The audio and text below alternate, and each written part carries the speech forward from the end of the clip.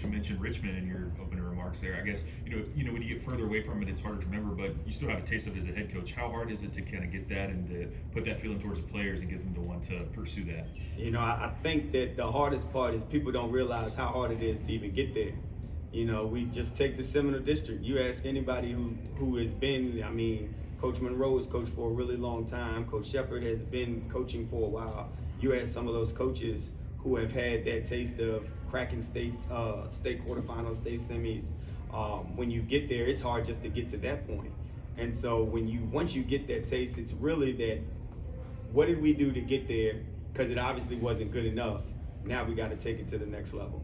And I think that the cool thing about us is this team here, we have roughly about 4 guys that, whether they contributed or were pulled up to that team in 22-23, that got to see what practice was like, that got a taste of the fun, the ride, the joy, the heartbreak, but also at the same sense to see the community come together and see all of that blue that was in their stands.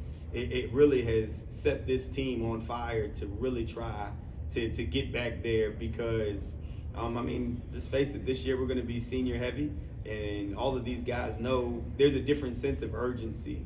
And when you have that different type of sense of urgency, you totally get a group of guys that's all bought in to compete and understand the greater good for the team. I think it's no secret that Heritage is always producing athletes. We're going to always have a ton of athletes, which is going to be no different this year. We're going to play an up-tempo style. We're going to play aggressive. We're going to get after it. So Tyrese is probably one of our best on-ball defenders. That's where he cut his teeth as an on-ball defender.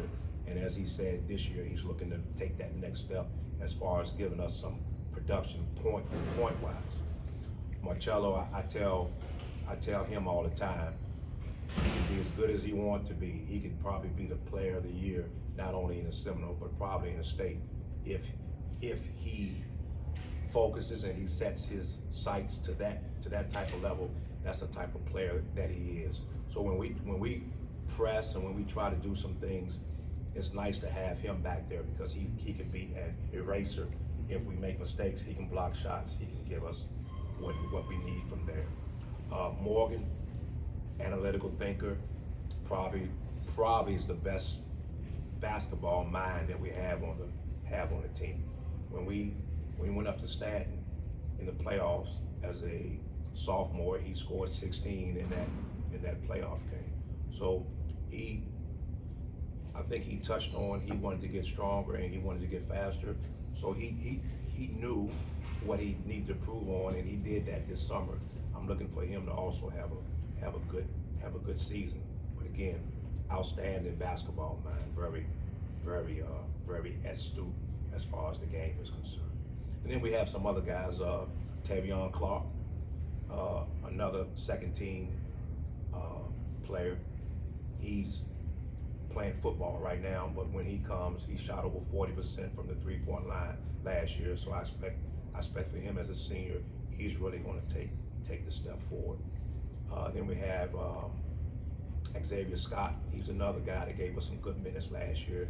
He's coming from football also, and I look at him. If y'all see him, you think he's been around for 15 years, but he's only a sophomore. So the sky's the limit with him.